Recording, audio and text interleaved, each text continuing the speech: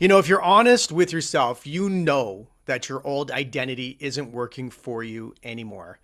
You've probably felt it for years, like the ceiling, the patterns, the frustrations of performing below what you know you're capable of. But knowing the old identity isn't working and knowing how to build a new one, those are totally two different, completely different things. See, most people, when they try to reach the point of wanting genuine change, do one of two things. They try to think their way into a new identity, right? Maybe they'll do some affirmations. Maybe they'll do some journaling. They'll listen to a podcast. Maybe they'll read a book. Maybe they even do a seminar, right? All useful tools for sure, but they're incomplete and without a framework, largely ineffective, especially at the level of the subconscious. Or maybe they try to behave their way in, right, into a new identity. Maybe they force the actions, fake it till you make it for a period of time, act as if. Also useful within the right frameworks, but very insufficient for deep, lasting change. So today I'm going to give you the actual framework for rebuilding a self-image. Not the surface tactics, but a structural process that works, and I've seen it work. So welcome back to Restart Your Life. So here's why self-image reconstruction fails at most of the time. And I don't even like that word reconstruction. You're just deciding to be different to create different results in your life. Maybe that's a better way to say it. Because nothing's wrong with you, nothing's broken, but maybe you just want a different result. And you realize, something underneath your conscious mind is stopping you from doing the things and performing at the level that you want to perform. This is it, right? And so when people attempt to install a new belief in a system that is actively defending the old one, it doesn't work.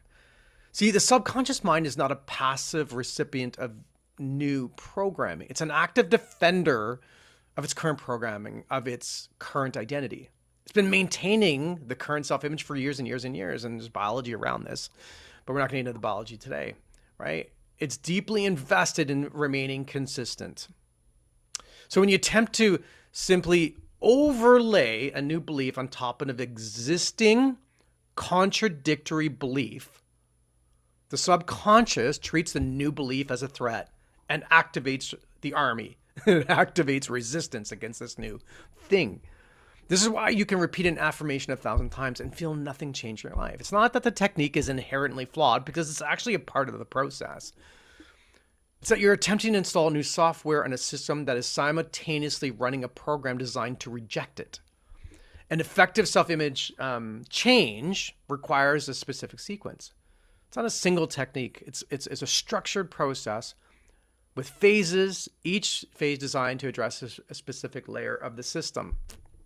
So let's get into the reframe on this, right? To look at things a little bit differently.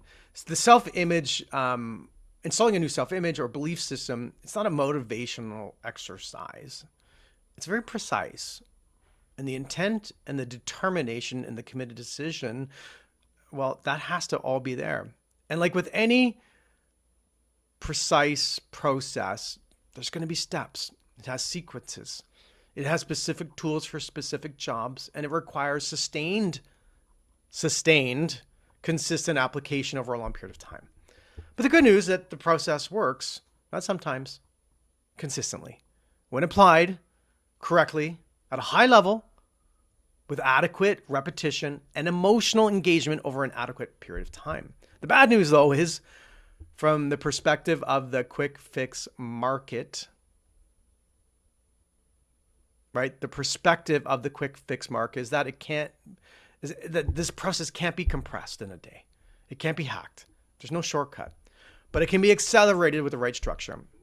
And 6 months of structured, methodical process of work produces changes that people have been trying to produce through tactics and motivation for decades. So here is the self-image framework that I love, we've used, and we've seen people have success with it. And of course, over time, things will change. But for today, we're going to talk about phases, 5 phases, sequential, because each phase creates the foundation for the next one. Number one, you got to get real clear. You got to have some clarity in of what you're trying to change. So you cannot rebuild what you cannot clearly see. Phase 1 is a belief audit. We've kind of walked through that in episode 7, right? The complete mapping of your current self-image and the domains that you're looking to create change, right? The beliefs, the patterns, the origins of where those beliefs came from, the specific identification of the beliefs that are operating as performance caps in each domain. Now, without this phase, without genuine diagnostic precision, without actually, excuse me, finding it, what follows after that would be guesswork, because you're attempting to rebuild something without a blueprint of the existing structure. See, most transformation work skips this phase entirely, and it's the single biggest reason the transformation doesn't hold, right? The second phase is cognitive deconstruction, right? Before a new belief can take root, you kind of got to destabilize that old belief system, right? Is this true? Is this belief that I'm holding true? So really, phase two is a process of rigorously examining the existing limiting belief and dismantling its claim to the truth that you believe around it, right? The key insight here is most limiting beliefs are not truths. They are interpretations of an experience that were encoded as truths before the person had the cognitive tools to evaluate them. Basically, they're a program put in your brain before you were conscious enough to either accept or reject those truths, those belief systems, right? You didn't have the ability to accept or reject ideas when you were a baby. And so when you examine the root belief with, your adult faculties today, with logic, with evidence, with perspective, maybe some help, the vast majority of these belief systems reveal themselves as conclusions drawn from limited, outdated evidence. They weren't true. They weren't true then, and they're certainly not true now. So this process it's structured. It begins to tear away the roots and the foundation of these beliefs, these old neural pathways, not through force, through evidence. And then the next phase, which is phase three, now we call it new identity construction, right? It's getting serious today. But when you destabilize an old belief, there's now space for a new one. And phase three is the precise articulation of the replacement belief. Like being very intentional about what I want to believe going forward. So a new self-image statement that maybe is written in the present tense. It's definitely written in the present tense, right? Stated as an identity, right? It's not like I'm going after 500,000 in my business. The goal is to be transformed, to be the person that does the 500K, right? So the thing has to be specific enough to be meaningful, right? It's got to be stretched enough to require genuine internal work. I mean, it can't be, it's got to be something different that you're going after. But it can't be so extreme that the subconscious mind immediately rejects it and makes it so damn difficult to create change. Right? The trick here, or the art form, is to find a belief that is real enough to accept at a felt level, right? That you can say to yourself, yeah, that's a belief that I want to hold. The next phase is like installing it in your nervous system. We call it neurological installation. It's the repetition and emotional engagement phase of it. So I'll say that again. It's the repetition and the emotional engagement phase of change. Because the sustained, consistent practice that builds new neural pathways is one of the most important things you can do. So what does that look like? This includes structured a daily process, a practice every day, morning, afternoon, and evening, combining words, intellectual engagement with a new belief, and really emotionally getting engaged inside this new belief. Not just reciting the words, but you have to generate a felt experience in your body of operating from this new belief system, from this new identity, right? It includes environmental design, like you're looking around at your environment, right? But you have to feel the outcome as if it's already happened, right? It also includes peer environment, surrounding yourself with people whose identity matches or exceeds your target level, because you surrounding yourself with people that want to win at a higher level will automatically start pulling you in that direction. Right? And then the phase 5, right, as a new identity becomes more established, we're accumulating evidence and integration. So your results will start to shift. And those actions become more automatic because you're starting to see some results, right? The performance becomes more consistent Because phase five is the intentional collection and integration of new evidence in what you're doing. Because as you start seeing some results, you're going to get more excited. The step is crucial and really important in the process, because the subconscious starts to learn from evidence as well. And each new result that is consistent with the new self-image starts becoming it starts to reinforce these new belief systems.